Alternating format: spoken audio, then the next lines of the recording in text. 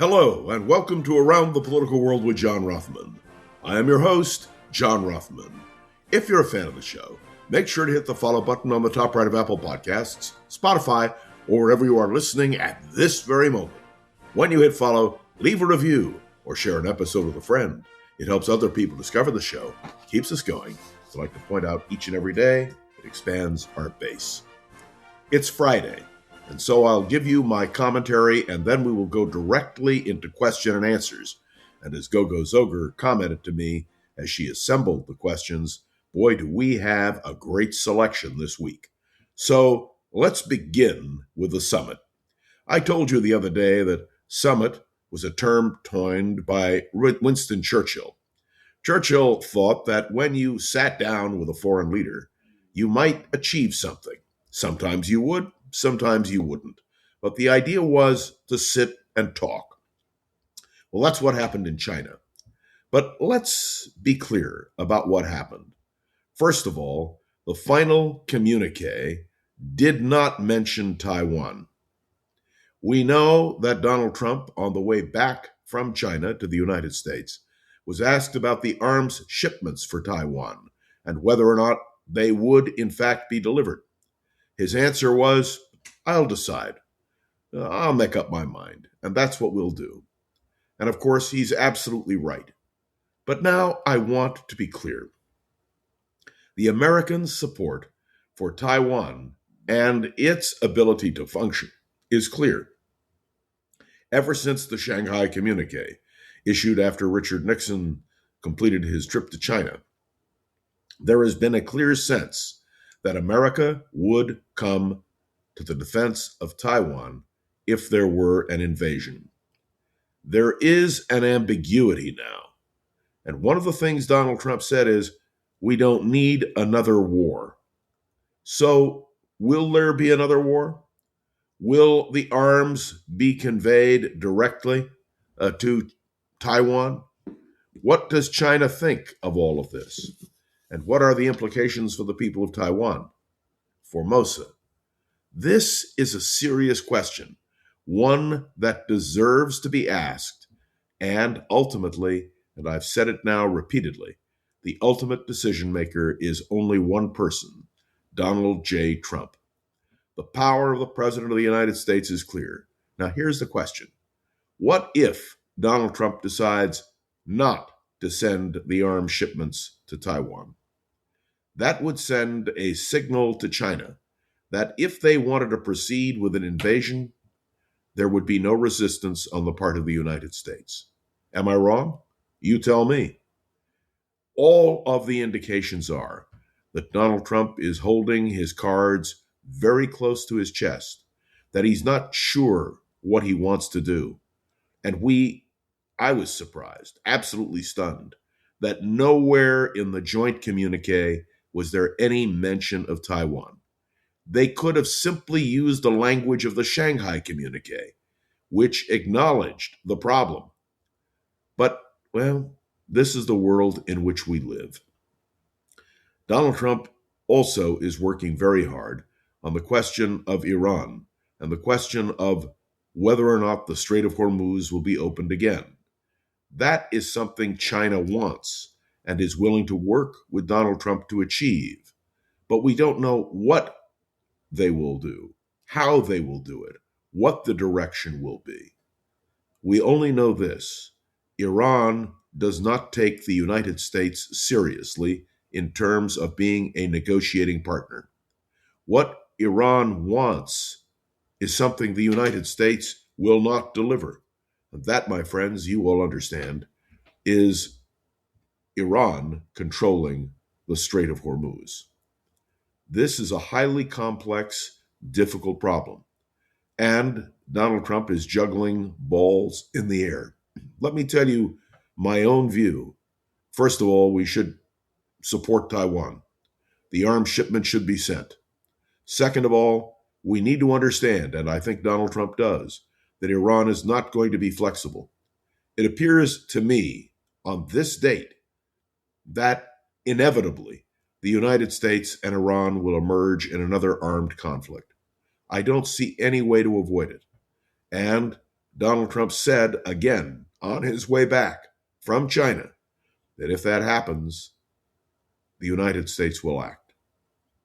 So the threat of a war with China over Taiwan exists. The question of whether or not we will hit Iran again with military precision, I think there's little doubt we will.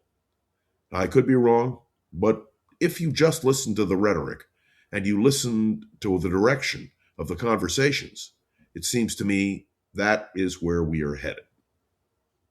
We'll have to see when Xi comes to the United States, which he will do, what the directions are in terms of accomplishments at this summit. I have no idea what has been accomplished, and nor does anyone else. So this is something where, again, we wait and we see. But what it has become is a real distraction in terms of domestic issues. And let's be clear about this, that the United States of America domestically is in turmoil. Let me point out that J.D. Vance, the Vice President of the United States, made an announcement while the president was in China. $1.3 billion in medical payments to California have been deflected, deferred. We don't think at this moment that California will receive those funds. And this is part of the plan to expose what the Trump administration views as corruption. This will be a fascinating moment, and I wish I knew the answer for what we're going to do, but I don't. I don't know whether or not Trump will continue his war against California. One of the questions which came in a few days ago, which I commented on, was suggested by Bill, who asked me, is Donald Trump at war with California? And the answer, my friends, is yes. And we are going to see that war play itself out in the days and weeks ahead. We're watching very carefully now J.D. Vance and where he stands on all of these issues, because J.D. Vance is a powerful force. He may be the Republican nominee for Vice President of the United States, and we are waiting now to see what will happen. His major opponent, Marco Rubio, and of course, Marco Rubio was in China with the president, but we don't know what role he played, because in the end, the president holds all the cards. Let me move again to a subject domestically, and that has to do with the president's decision to proceed vigorously to eliminate his enemies. There are primaries taking place this weekend. We will see whether the president is able to score victories or defeats. And let's be clear about this as well. The race for the Republican nomination for president is on. And I do believe that Donald Trump gave a good indication of what he wants. And that is, in the end, a ticket of Vance and Rubio. We must comment on the fact that there is now a growing feeling that the Trump administration, by using redistricting, is going after African American members of Congress. And I think it's clear from all of the indications of what's happening state by state that that is in fact the reality. I was asked a question: is Donald Trump a racist? The question was asked very directly and without any ambiguity. And I want to answer in this way. If it quacks like a duck, waddles like a duck, looks like a duck, the odds are it's a duck. And although the Trump administration can claim, and frankly is claiming, that racism has nothing to do with the redistricting lines, which seem to be directed primarily at African Americans, the simple truth is, and you know it, and I know it, African Americans are in the crosshairs. Is this necessarily an issue which will resonate with the American people? I don't know. But I can suggest to you, and I do suggest to you, that it is something that will be harked back to and harped upon repeatedly as we prepare for the midterm elections. There is yet another issue as Memorial Day approaches, and that is the price of gasoline. All of you know that it is now over $4.50 a gallon. And Donald Trump suggested that when he became president, those prices would fall. Will there be an accountability? And I listened to one Republican member of Congress who raised these questions and raised them very clearly and very precisely, and asked the simple question, what did you expect the president to do? He is committed unalterably to his view of reapportionment, redistricting, and that's to maintain a Republican majority. So I wanted to comment on this as well, because I think we're going to hear more and more about this question in the days ahead. There is yet another question which needs to be asked on a national level, and that has to do with the role of Republican senators and representatives.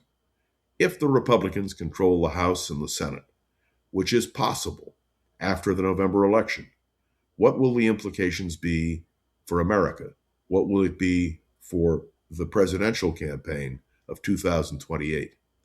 There is a lot that rides on the question of whether or not Democrats or Republicans take control of the House and the Senate. Included in that is the question of control of the United States Supreme Court. If there are going to be vacancies and the Democrats control the United States Senate, the nature of the nominees that would come forward will be vastly different. Remember, we are all waiting, and it will come shortly, the question to be answered about birthright citizenship. Will the court rule for or against it? And we know almost certainly that Alito and Thomas will vote to change the definition of birthright citizenship. How important is this as a political issue? I think it's very important. It has to do with the future of, well, who is a citizen and who isn't. And there is something else to be considered, and we'll see how the Democrats organize themselves on this. And that has to do with the Voting Rights Act of 1965. It has been virtually gutted by this administration and its Supreme Court. We have to think about whether legislation passed by Congress means anything in the face of the Trump administration. This is not an easy question to answer, because theoretically, we have co-equal branches of government. I say theoretically because, as all of us now know, whether it has to do with foreign policy or domestic policy, that is clearly something Donald Trump objects to. He believes in a concept known as the unitary presidency, that the unitary executive, rather, should control what happens. And that is going to be another battle over a philosophical question. And we wait to see what the outcome of that battle will be. The outcome of that battle will determine the future of American democracy. I don't want to over-exaggerate, I don't want to overstate it, but I believe it to be true. Unless the country is prepared to restore what was a balance, well, we're going to be in big trouble. And I really believe that. And it wouldn't matter to me whether it was a Democrat or a Republican who held the balance of power.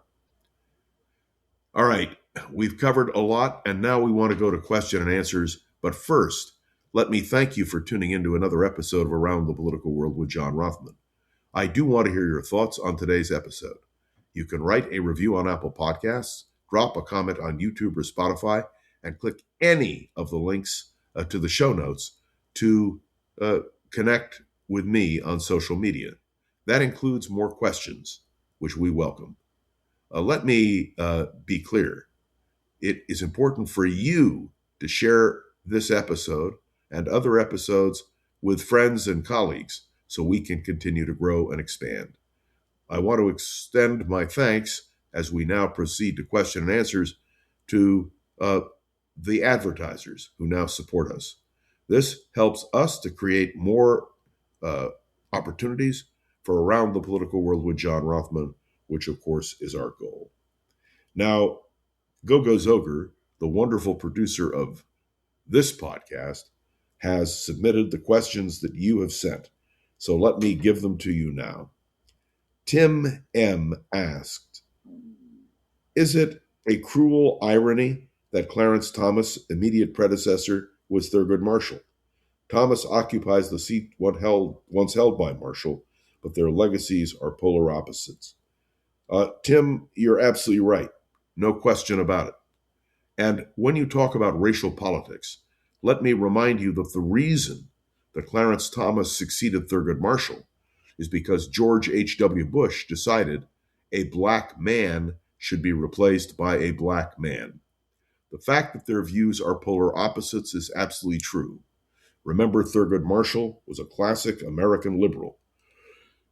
But Clarence Thomas is an American conservative.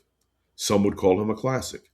But the simple truth is that there is now a black seat, male seat, on the Supreme Court. And there's no way to get around that. That's for sure. Ariel asks, as far as China taking back Taiwan, aka Formosa, why doesn't Putin use the same reasoning and invade the great state of Alaska and bring it back into the neo-Russian Soviet bloc? Well, he's too smart for that.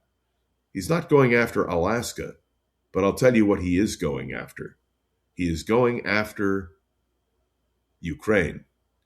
And one of the things that I think we all need to understand is that Ukraine remains a major trouble spot. The number of drones hitting Ukraine increases on a daily basis. And who is responsible for that war? No question about it, Vladimir Putin. And yet Donald Trump believed he could make a deal.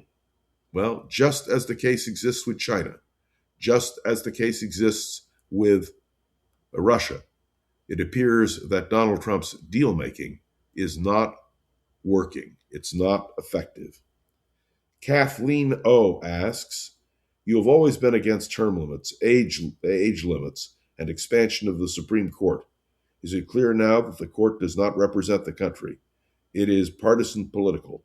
We were led during the confirmation hearings that have broken down procedures, use the shadow docket for decisions with no explanation, which impacts the lower court system. So I think, Kathleen O., your real question is, am I still against term limits? The answer is yes. I don't believe term limits accomplishes much of anything. And I think sometimes it is good to have veteran members of the Senate and the House in place. What about the expansion of the Supreme Court? Going back to Franklin Delano Roosevelt and his attempt to pack the Supreme Court way back in 1937, I want to be clear, I am opposed to packing the Supreme Court. What matters is not the rules for the Supreme Court in terms of packing. What matters is who's president of the United States. Those of you who listen to me over the years on KGO know that I said repeatedly, we are not just voting for a president, we are voting for who will sit on the United States Supreme Court. Had Gore been elected, and it's a wonderful story, we know that Stephen Breyer, who is still alive, though retired from the court, would have been made Chief Justice. It would have been the Breyer Court, not the court we have now, led by our current Chief Justice. The Roberts Court is part of our history. And the reason it is because Al Gore did not take the presidency of the United States. And so we understand the significance there. And what about the question that you ask about broken precedents, the use of shadow docket for decisions with no explanation? which impacts the lower court system. I agree with you, but that has to do with who is in charge at the Supreme Court, the liberals or the conservatives. So when I vote for President of the United States, I'm thinking about the Supreme Court as well. And for those who said, we're not going to vote for Kamala Harris, we don't like her, let me simply point out what you have is Donald Trump and a profound change in the direction of the American system. Joe C. asked, is the ultimate goal and solution here not to restrain the relative levels of power of the executive branch so that someone like Trump is unable to abuse it? And if not, why? Your remarks on this so far seem to suggest that you accept the ongoing erosion of congressional authority over foreign policy when it should be a priority for all who oppose what Trump is doing to reverse that. And I want to say to Joe C., you're absolutely right. No, I guess I have to be clear. I do not want to suggest that I accept the ongoing erosion of congressional authority. Quite the contrary. That is why I believe it is so important that the Democrats take control of the House and the Senate. That's how you get a balance of power. But here's the question, Joe, which I would throw back at you. If, in fact, you want the ongoing erosion of congressional authority over foreign policy and domestic policy to be changed, doesn't that require a change in leadership? Doesn't it? And I ask the question respectfully. That's why elections are so critical. That's why this question of redistricting is so important. If the polls are correct, the Republicans should be defeated. Democrats should take control of the House of Representatives. And yes, the next Speaker of the House would be Hakeem Jeffries. Remember the comment made just this last week, get your cotton-picking hands off Virginia? Well, let me explain that kind of racism, those kinds of remarks, lead me to believe that the only way to prevent the erosion of congressional authority over foreign policy and domestic policy is to have the Democrats win. If the Republicans win, there will be no check on the power of the president. And I point this out to you regretfully, but factually. And I don't know how else to play it except to tell you off the bark exactly what I perceive is happening. Question is, what kind of strategy do the Democrats have in order to take back control of the House and the Senate? And that's the problem, because the country is so evenly divided. But I believe there is a factor here, and that is the fundamental decency of the American people. It means that the corruption of the Trump administration needs to be exposed. Let me point out that Eric Trump was with the president on the trip to China. Why? Because Trump and his family are determined to expand their business interests in China. One of the things that I find absolutely horrifying is that we seem to have a government that ignores the Emoluments Clause. The Emoluments Clause to the Constitution was designed to prevent corruption. So here's the real question that I think needs to be asked. And I ask this of Joe C. Isn't the answer in terms of checking corruption and presidential power to put the Democrats back in the seat of power? If they do not win, the Republican agenda is going to go forward full force. I was asked by Joanne, what about the Supreme Court and the abortion pill? Look, there is no question that a woman should have the right to control her own body.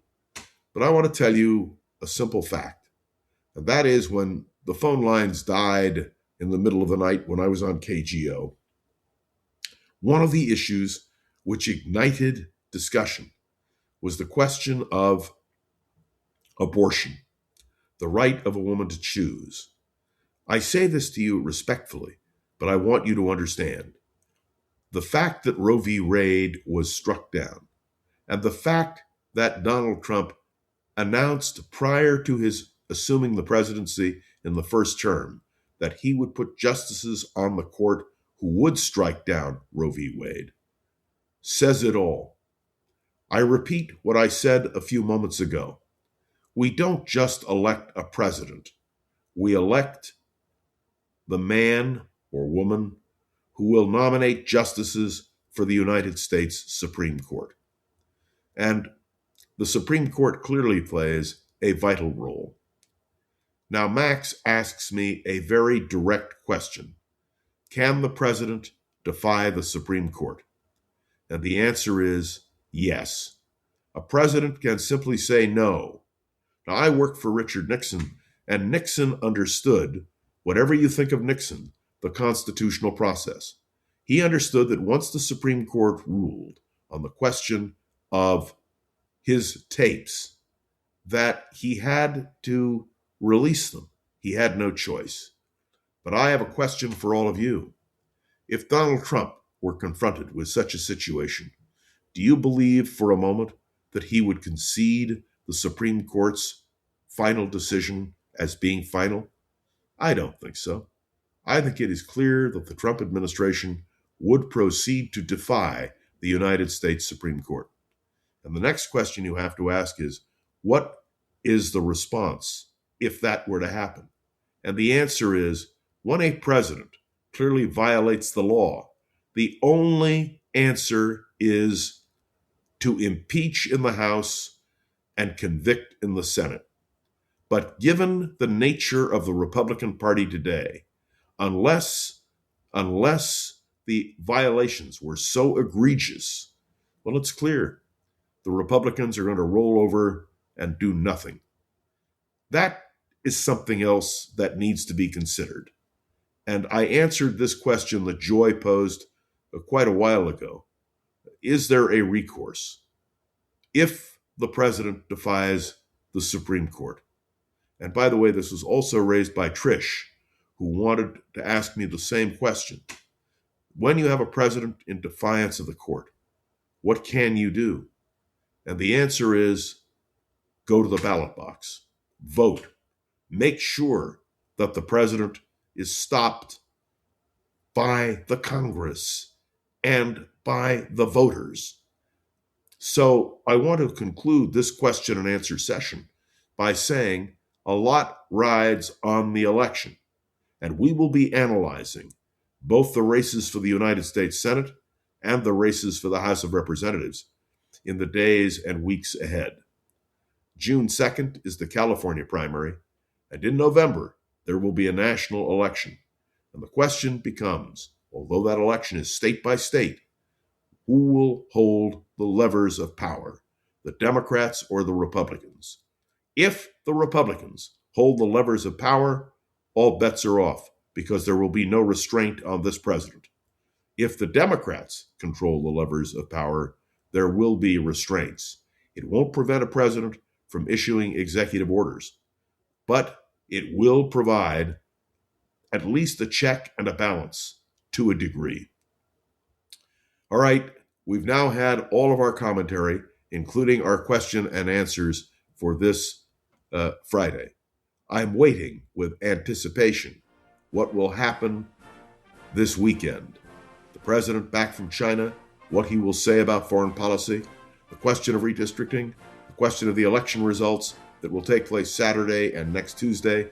All of these things we will discuss and analyze right here on Around the Political World with John Rothman. My deep appreciation to Gogo Zoger, who makes sure we are up and running and moving every single weekday. Have a wonderful weekend. I'll be back Monday, and I can't wait. I can't wait to be right here with you on Around the Political World with John Rothman. See you then.